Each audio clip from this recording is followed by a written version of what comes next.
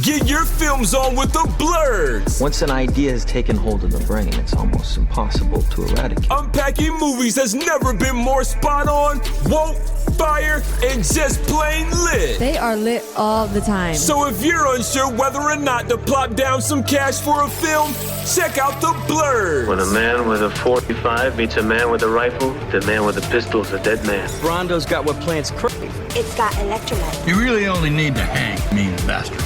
But mean bastards, you need to hang. Don't say you weren't warned. Ridiculous. Here's Brandon and Jeff. And now, the moment you've been waiting for. The Film Blurs feature film review. All right. Jeff, let me ask, before we start movies, did you watch Beef season 2? I did. Yeah. I get why people don't like the second season, and I'm just gonna go short because I just want to keep this short and simple, and I'll let you go. Right. I enjoyed Beef too because it became like a crime thriller for a hot minute, and then the last 15 minutes of the last episode was just so unsatisfying, where I was just like, it was not worth sitting through all this to get to here. At least the first season, I was just like, it was a little more character focused, so I get why people didn't like it from the jump, because they're like, yo, we came for beef, literal beef, right, between two characters on a character-based show, and instead it became this crime thriller, and the way it wraps up, I'm like, this is just so not satisfying in any way, and the first season wrapped up so satisfying, it was so well executed, and this, it was just like, wow, y'all fucking just shit the bed here. Right. So I liked the way they went with season 2. And hopefully if it gets to season 3, I hope they change streams again, right? Because there's beef throughout this whole entire thing, right? Like there's a warring couple. But honestly, it was the first season was about desperate people using engaging in these bad behaviors to fill the void in their lives, right? Yeah. Second season is about what is love and class warfare. Class warfare and love. Right. Which I really dug, especially the healthcare shit, because I could relate to their struggles with healthcare. Right. So I enjoyed all of that. Even when it became a crime thriller, it was like, all right, they were setting it up from first episode. Right. So it's not like it came out of left field. And I enjoyed all of that. But yes, the last 5 minutes ruined my enjoyment of it. Yeah. Because, like you said, unsatisfying. And then everybody, I love how the young couple become Oscar Isaac and was it Carey Mulligan? Right? Carey Mulligan and Oscar Isaac, and then it was Callie Spaney and Charles Melton. Right. I love how the last episode they kind of switch places. Right? Not switch places, but the young couple are now where we meet the older couple. I don't like that, and I don't think it was earned, man. I like the duality. It should have been executed better because there's nothing leading up to that, right? Especially the scene before where it ends one way, and then we jump 8 years later, and I'm like, I don't care to spoil it. I don't give a fuck. They're back together with the kid. I was like, what in the fuck, man? Seriously, what in the fuck? Where's Eunice? Where's Eunice, all of this? But also, what really, really stuck in my craw is Oscar Isaac. Yeah. Right? Yeah. So he does his 8-year bid in jail. Everybody else has moved on, right? Carey Mulligan has her fucking new family and her baby. The young couple have, they're now rich and successful, or not rich, but comfortable and successful, and this motherfucker who selflessly turns himself in, takes the fall for everything, and he just The chairwoman gets away, right? and that's where I'm like, what happened to the proof? Like he was on his way to her with the thumb drive. Well, he was on his way to the cops, right? And then he realized, look, if I'm going to be a success in this world, I better play ball. Well, I didn't know that because again, he's smiling on his way to the cops, and it just cuts 8 years later. That's what I'm saying. We see him give it to her. Oh, I thought he gave the thumb drive. She gave the thumb drive to him. Right. She gave the thumb. Like the girlfriend gave the thumb drive to him, and he was going to go to the cops. Right. He was on the phone with Eunice. If Eunice had just said that she loved him with hesitation, he had to ask her twice, like 3 times. But he was smiling. You know what I'm saying? He was right. But smiling. did you see the frown? No. No, I didn't see it. Right. See, yeah. Because you were probably tuned out because it's right, but as he's running after she begrudgingly says she loves him, that didn't seem genuine. That his face began to frown because he realized, right, that even though he actually loved Eunice didn't love him like the girlfriend loved him. Yeah, I don't know if I'd be wanting to go back into that relationship because that. Oh yeah, no, she's fucking bad. Yeah, she is. Bad shit, crazy. Yeah, she's an awful person and she's too controlling. Like Right. I'd lose my fucking mind. Like that's why I'm just like, yo, this. Okay, yeah, man, it pisses me off more. Like your explanation just pisses me off more. I don't want to talk about it. Like we gotta keep it moving anyway. Yeah, but that last 5 minutes ruined it for me. But I enjoyed everything building up to it. All right, well, let's get into this independent movie we had to review called Where Silence Lies. I want to say thank you to Nicholas Moore for sending your movie to us, but look, man, I'm going to be real with you. This felt like a warmed over hour-long episode of Law & Order. And honestly, that is being very political about it. That's very I don't want to shit on this movie. I really don't. I don't want to be mean, right? So what I'm going to say is I'm going to say things that are going to help you, right? So for one thing, reel in your lead actress. You got to reel in her back a lot. You have to reel in everybody. Everybody seems like they're phoning, like they're reading off of the script right there. The lighting is atrocious. The color timing, the color timing is my thing. Is not good. And I get it. As a low budget independent film, you have to work with what you have, right? And a lot of low budget independent films, they shoot in one location, right? Because that's what you can afford, right? So you tell your story accordingly. But here's the thing. If every shot looks exactly the same, with no nuance, no sort of motivation, it just becomes boring, right? Especially if the actors are not seasoned, right? I've seen $1 million budgets taking place in one location that have failed, right? So it takes a certain sort of astute director to do that successfully. But the most interesting part of this movie was the beginning crawl where we see the police, like the police car, go to the location. Right? That was like, okay, that's cool. Imagine seeing this. You've got the 911 call, right? As this police car is rushing to the scene, that was interesting to me, right? Well, I mean, But we gotta keep it moving, man. yeah, we gotta keep it moving. But like, I applaud you for making a movie.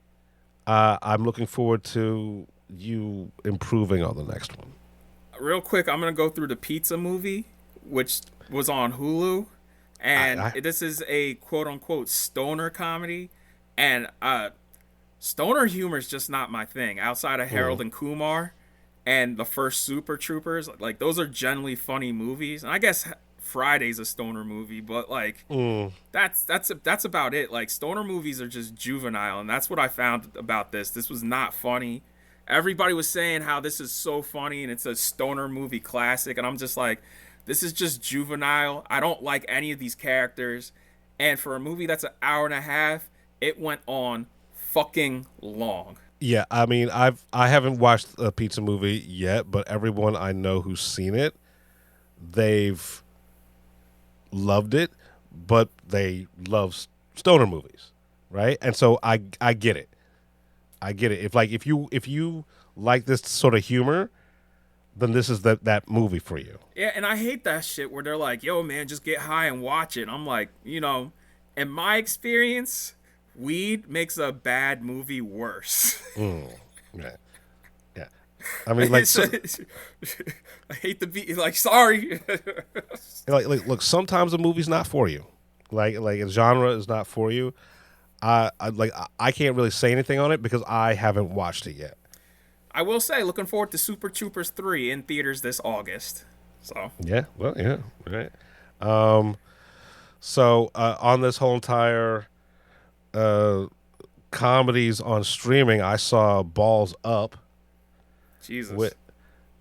And honestly, it's much better than Ricky Stenicki because this is a. I forgot about that. Yeah, Peter fucking that. Ricky Stenicki was dog shit. I actually, for what this was, I enjoyed it.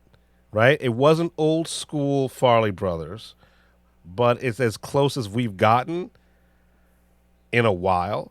There are some genuinely funny fucking parts of it, like seeing Mark Wahlberg stuff down a condom filled with cocaine, with like has the balls too, like the dick and the balls. It's kind of hilarious. It goes on too long, the movie, but for what it was, I enjoyed it. Right? It's not changing anything. It's not the best comedy ever, but if you have Amazon Prime and you're looking for something just to put on and tune out for, you can do much worse. Fair. I'm gonna real quick run through an indie comedy horror movie called Forbidden Fruits. I saw this in Times Square because like this was the only place showing this movie, and some gay dude behind me was having the time of his life, laughing his ass off.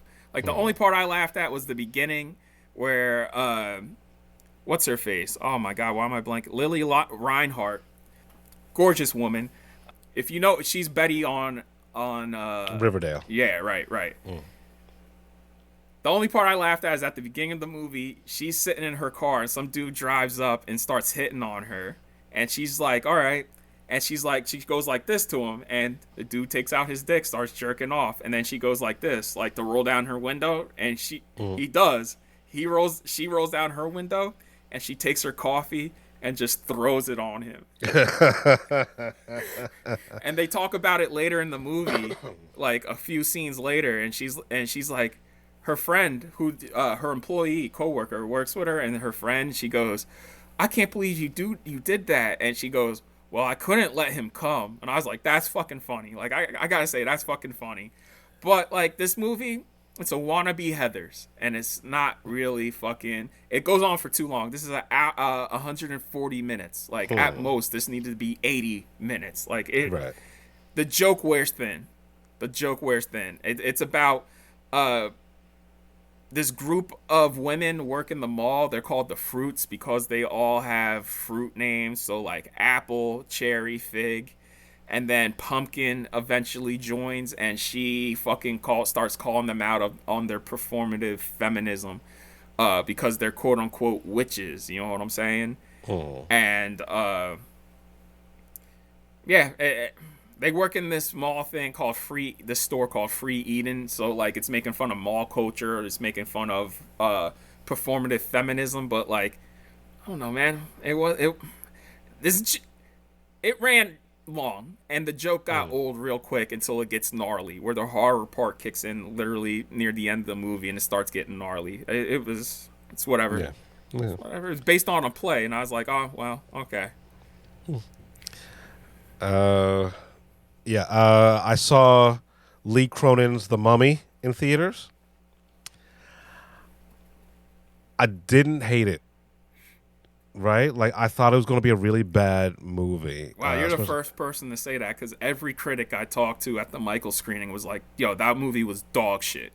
No, man. Like, compared to... Because he did Evil Dead Rises. Yeah. Right. This is pretty much Evil Dead Rise. Right? Like, everybody said that. But a much better version of Evil Dead Rise. Okay, all right. Yeah. It's mean, the acting's bad, but it leans into its premise all the fucking way, right? It's the whole entire thing. It's about a generational curse that gets passed on to like this family. Da da da da da da. Like the story doesn't matter, because I don't care about any of the characters. Right. But it's visceral. Some of the same things that Lee Cronin showed in Evil Dead Rises, he does it much more effective here. Right? It's gross. It's mean. It relies too much on gore. No, I don't even mind the gore. But it is gory as fuck. It relies too much on sound design. And I don't even mean like sound design. I mean like score and jump scares. Right? Oh, yeah. But it's effective. Like I said, this is not a good movie, but it was better than I was expecting. Okay. And all right. if you're a horror fan, you're not going to be disappointed by this movie, right? I don't ever have to see this movie again, but while I was watching it, it's like, for what this is, I'll take it. A couple of things. One, that shit has a C+ cinema score, so that is awful.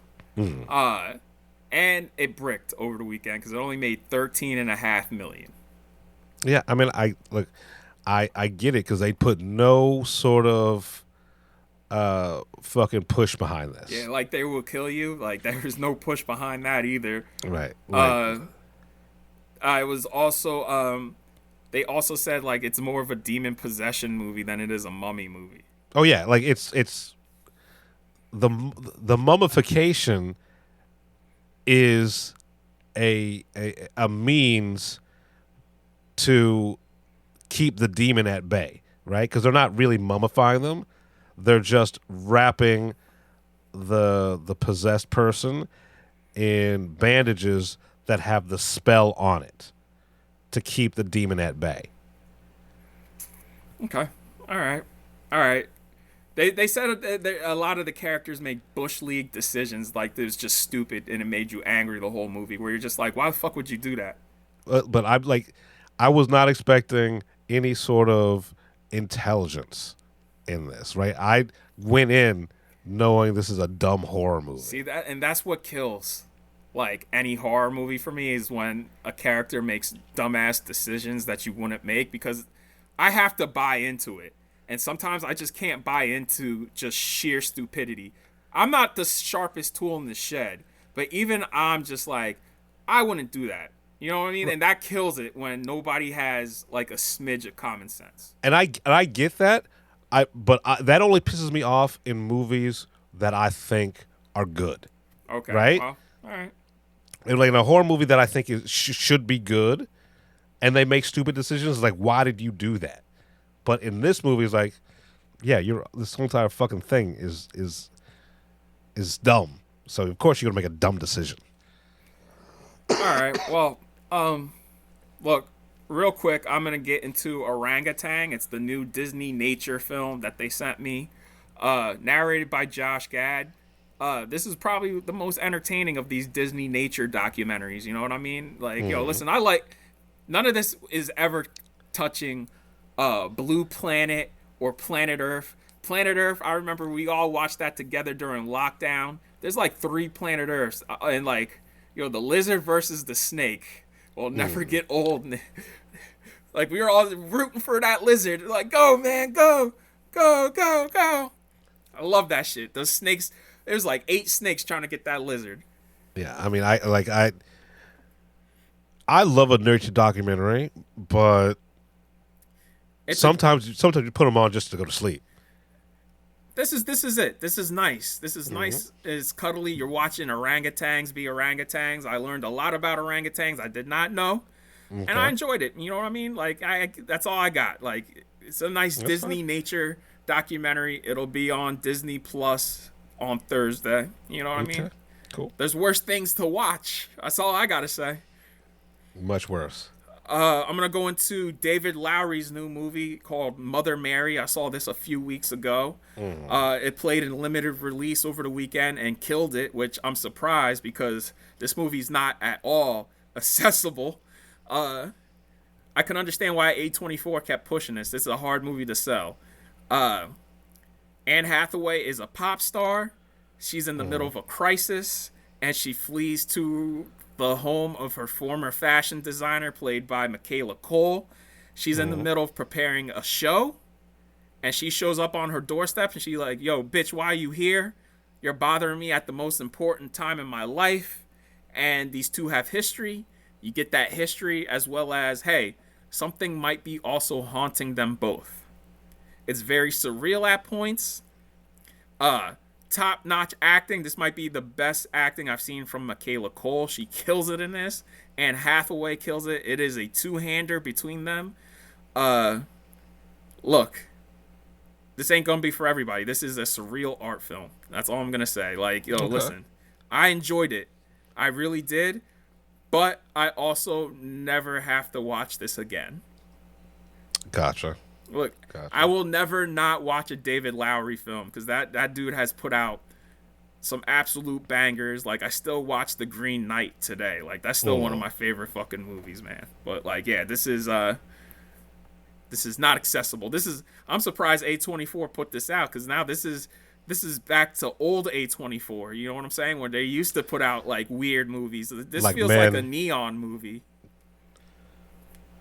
And like no one talks about was Men A24 was that? Yeah, Neon? that was A24. Yeah, people hated that movie.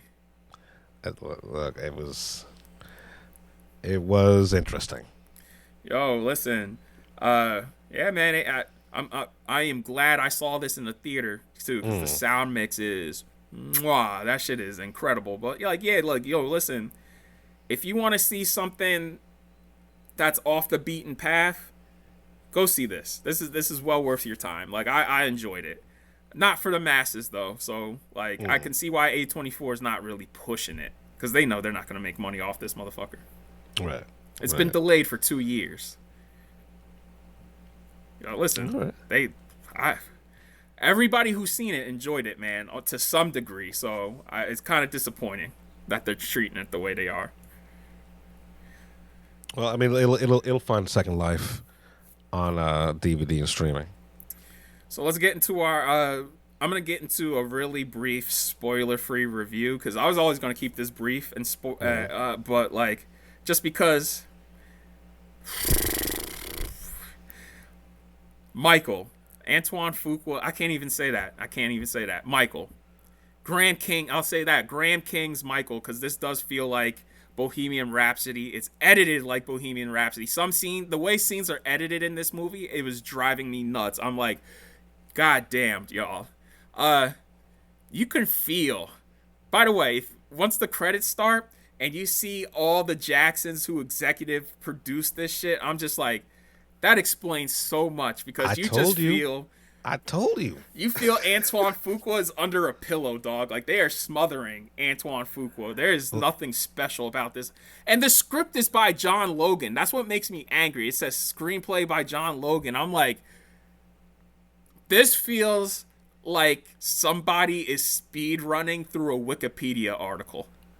You will never get a really good music biopic because the estate will never let you tarnish the fucking. We can't say that because, like, yo, Ray was amazing, and that was the first movie to be like, yo, your favorite artist did some really fucking salacious shit. He was an addict, and then it came out the very next year. Walk the Line came out, and Walk the Line was just Ray with white people. That's also why that movie's good. Right. All right. So I'll give you those two. But everything else, Bohemian Rhapsody, fucking, the James Brown one, right, with Chadwick. And just like that movie where Chadwick, you're just like, God damn, that's amazing. This movie lives and dies on Jafar Jackson because he kills it, the little kid who plays Michael before transitions to Jafar, and fucking Coleman. Because Coleman's always going to kill it. But everything else, like, bro, when Michael's getting beat as a kid, Angela Bassett's just sitting there, and the look on her face is just like, oh, I don't approve of this, but I'm also not going to do anything. She just shakes her head. Like, and I'm just like, we are literally, like, Barry Gordy is in this for a scene.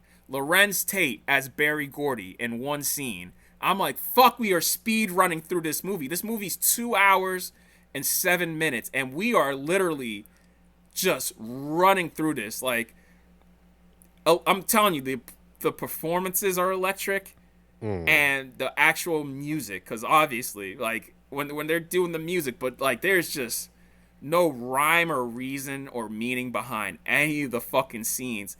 It's entertaining. That's the thing. Like, it is entertaining. And now I understand why Paris Jackson was like, yeah, the fans are going to love it. Because that's what I walked out to. I'm like, yo, the fans are going to eat this shit up. Right. But, like, there is more depth in the Wikipedia article for Michael Jackson than there is this fucking movie. How long is this? 2 hours and 7 minutes. And I'm like, dog, it is literally speed running through his life. Like, it feels like somebody put it on fast forward and you're watching somebody's life on fast forward. And what makes it worse is that we're covering all the major events and we all know about it, and the way it's handled, it's just like, damn, bro, like, let some of this shit breathe. So my screening for it is tonight, so we're gonna get into a bigger discussion later this week, our next episode. I'll tell you what, you know what really pissed me off and everybody off? Was it the fucking ending? Is it a to be continued?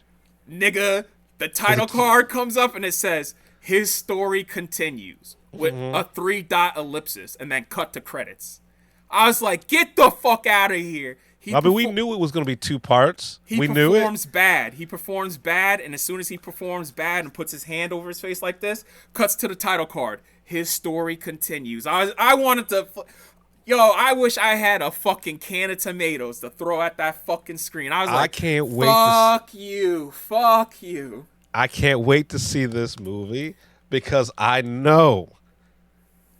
I've been saying it was going to be bad, right? We knew from the jump it was going to be a 2-parter, but damn, y'all, damn. Like, and I look at the poster after the movie ended, and on the poster it says, his story begins April 25th. I was like, what do you mean his story begins? I was like, this, like, fuck you for that shit. I was just like, fuck you.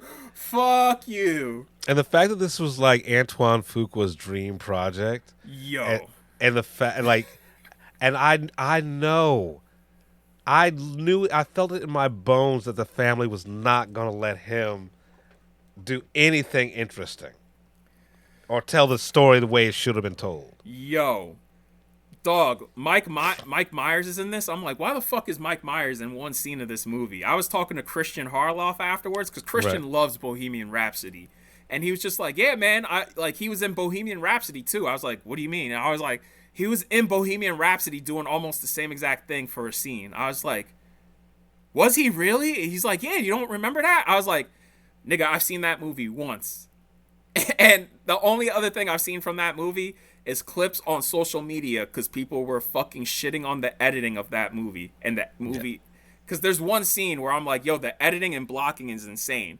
And it's repeated here, where there's one scene where I'm just like, what in the fuck are y'all doing? It's the one where he's out, like in Bohemian Rhapsody. It's the one scene where they're outside. Yeah, having a meeting. Having a meeting, yeah. Mm-hmm. And it's just edited. They do the same thing in this for a couple of scenes where I'm just like, it's driving me insane. Like, what the fuck? Graham King, I hate you. I really hate you, and I hope you don't fucking get the rights to anyone else's rights, because you should not be producing fucking shit, quite frankly. Yeah, but I am looking forward to how bad this movie is going to be. Yo, Miles Teller was good, too. I'll say that. Yeah. I mean, I'm sure, like, I'm sure none of what's wrong with this movie has to do with the performers. Nigga, when like, Bubbles... It's got nothing to do with them. When it comes time for Bubbles, I ain't gonna say why. We'll save that for the next episode. But when he came on screen, the whole theater broke out in laughter.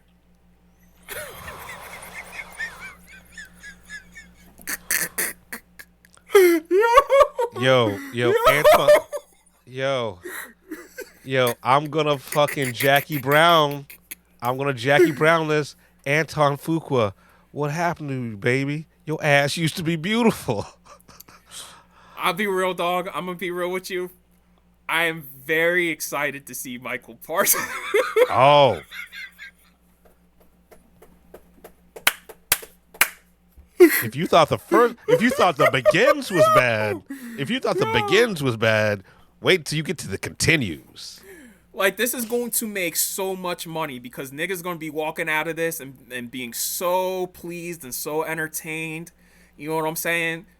They're going, like, this. I'm not gonna front. This movie's entertaining, but it is route in like the most like it is just route. Yeah, look, I did not expect an artistic endeavor. I did not. I like it hurts me though, bro. Like, you got Antoine Fuqua, director, John Logan as the screenwriter, Dion Beebe is the DP, and I'm just like, yo, Graham King and the family, like, Jesus Christ, man. Like, this literally is watching somebody's life on speed run. Like, I shit you not when I say there's more death in the Wikipedia article to this nigga's life than this biopic. So here's the only way to get a proper, interesting, entertaining biopic, everybody in the family has to be dead. Everybody's got to be dead. Yo, cause like, man, that miniseries they made about the Jacksons on ABC, 10 times better. And that was about all of them. This is just about Michael. And this was what? That was like 20 years ago? Yeah, nigga. Right? That better performances too by the entire cast. And I'm not saying like I said, Jafar, Coleman, and the little kid, they all killed it, but everybody else kind of on autopilot, quite frankly, except for Miles Teller. Everybody else is on autopilot, dog. So, but like, for real. Look, I'm here for Coleman Domingo's Joe Jackson. I will tell you, and I will tell our listening audience, if you want to get to know my father, Bernard Norwood, go see this movie. Oh shit! All right, there's enough said. Enough said. But yeah, I'm looking forward to. I'm only going for Coleman. Oh man, because I bet he whoops some ass. I bet he's a real scumbag. I mean, look, you'll see the way that's handled too, where you're just like, better ways to handle this too, man. Oh better ways to handle this. It's just because this movie has no time to breathe, because we are covering the rise of the Jackson 5 to bad. And it's just like, dog, there's just no breathing room to do this, because, again, we're doing it in less than 2 hours. Because, remember, this is 2 hours and 7 minutes with credits. Okay, and the credits are 7 minutes long, because all the motherfuckers. You said every Jackson who's still alive is an executive producer on the shit. It is. They should have just let Antoine put out his 4-hour cut, bro. Quite frankly. It still wasn't going to be good. Part 2, yeah, I know, but at least it would we could have seen his full unadulterated vision, part 1 and part 2. See how this played out. You know what I mean? Just give niggas an intermission. Because when is part 2 supposed to come out? Who the fuck knows? They could have. Listen, y'all could have put out a 5-hour Michael Jackson biopic. Still would have made money. You know why? Because he's fucking Michael Jackson, man. Right. Like, even knowing what we know, you can't not put on a Michael Jackson banger and dance. Listen, when we got to the music parts, I was all in and invested. Seeing Jafar move just like his dad, popping and locking, dancing and shit. Like, dog, there's a scene in this shit with the Crips and Bloods, and I was just like, y'all need to go much, much further and much, much deeper than how they handled it. It like, I'm telling you, man, like, we are watching a nigga's fucking life on fast forward at 2 times speed. That's a shame, but expected. Michael, it's gonna make $1 billion. There's no doubt in my mind, because Lionsgate's like, we're not gonna put out part 2 unless this makes $700 million. I'm like, walking out of this, I'm like, guys, you're gonna make that and more. Right? Like, look, you're gonna make that and more, because motherfuckers are if people like Bohemian Rhapsody, they're gonna love this, and this is a much better movie than that. And it's Michael fucking Jackson. Michael Jackson's still making millions of dollars. Yeah, listen, my problem with Bohemian Rhapsody, besides it not being good, is like, they made Freddie out to be the bad guy. And I'm like, the rest of Queen, y'all were also doing fucking disgusting shit. Y'all pinned it all on Freddie in this movie. Fuck y'all. That's why Sacha Baron Cohen was just like, oh, well, I guess I'm not making the movie. Because his was a real biopic. It was going to cover everything. Right. Look. See, here's the thing. You can't, if anybody's alive, you can't make a proper biopic. The only one who got away with it was Aaron Sorkin and Fincher with The Social Network. Right. Fair. That's it. And you know how Zuckerberg feels about that movie. He has feelings? Yeah. So, yeah, it's going to make money, nigga. Like, that's all I got to say. I know. That I had no doubt. So, we'll get your thoughts next week. Get my thoughts next week. We're going to close out. I'm going to quickly run through Normal. Oh, yeah, that's right. Go ahead. I'm going to see that next week. I'll give my review next week, too. All right, cool. Normal, it's the new Ben Wheatley film starring Bob Odenkirk, written by Derek Kolstad. Yeah, Derek Kolstad. Pretty much the story is Bob Odenkirk plays a sheriff, like a replacement sheriff, right? His whole entire thing is he goes into towns that are in transition who need like a sheriff, an interim sheriff, while they pick a new one, right? And just keeps the boat from sinking. So he gets to transfer to this town called Normal, and everything's very Mayberry on the surface, but then you find out some shit, and it becomes like a free for all shootout throughout the town. They're selling it sort of like how they sold Nobody, right? And this is totally different than that because it starts off as a drama, right? Then you get into like the action part of it, right?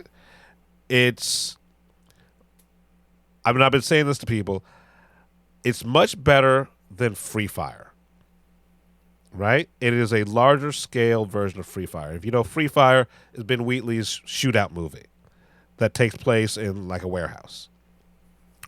I fuck with that movie, but it's not what I was expecting. This is, imagine Free Fire in an entire town. Right? Okay. It's surprisingly gory. Like really gory in some parts. When the action hits, it's hilarious. All right. Well, look, I'm seeing it tomorrow morning before Hokum, because Millie even liked this. Well, Millie didn't like Normal? No, she loved it. She I did? said Okay. Millie even liked this. Oh, really? Awesome. Yeah. So I really fuck with this movie. It is not what I was expecting. It's not what they sold. But when I was watching it, I was like, yeah, this is good. And like, it's Ben Wheatley. Like, right. if you know his work, you know what you're in for. All right. Yep. I did the red carpet for this like last week, so you'll hear some of those sound clips at the end of this episode. So I just want to give a little asterisk. I am going to be reviewing You, Me, and Tuscany because I'm like, damn, a black romantic comedy. I can't not see it. You know what I'm saying? And it's not doing well, so I'm like, let me go see it and support it. Like, right. So let me. So you'll be getting that next week. You'll be getting Jeff's Michael review next week. You'll be getting Normal next week. From me, you'll be getting Hokum next week, and then next week you'll also be getting a review from me of one of my most anticipated movies of the year, because now summer movie season is encroaching. So we're getting the first big movie next year, next episode of summer movie season. And I am excited. What'd you The get? Devil Wears Prada 2. All right. Awesome. So you'll be getting that from me, man. I'm excited to see this motherfucker. Yeah. All right. Look. Summer movie season's here, bro. Even though we're both wearing fucking sweaters because it's cold as shit. Yeah, it's a Jersey Spring. Right? Like last week it was fucking 90 degrees. Now we're back wearing sweaters and I got my heat back on. Yeah, man. Yeah. So that is episode 201. Hi. Jeff Stewart. With the film blurs. Why blurred? I'm a black nerd. There you go. I had to ask. Yeah, there you go. I'm a big fan of your work, right? Yeah. What made you decide to sign on to this project?